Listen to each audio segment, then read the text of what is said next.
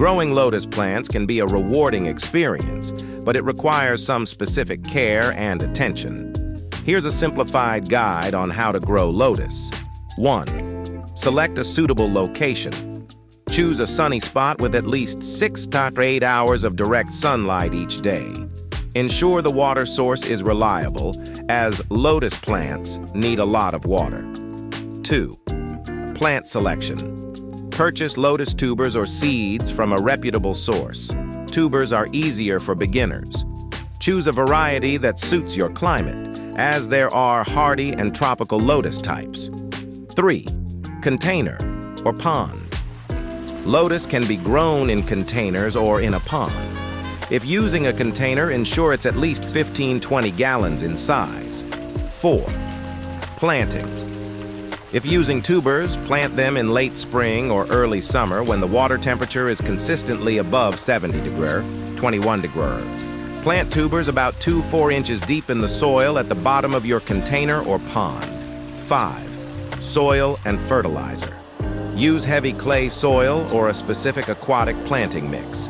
Fertilize with a slow-release aquatic fertilizer tablet during the growing season. 6.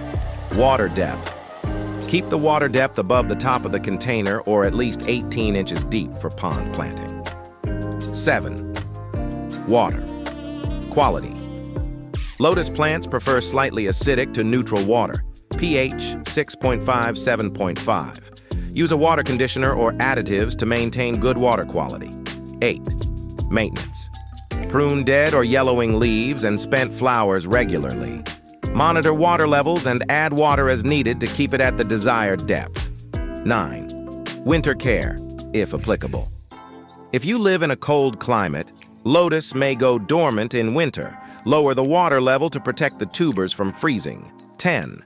Pests and diseases. Watch for aphids, snails, and other pests.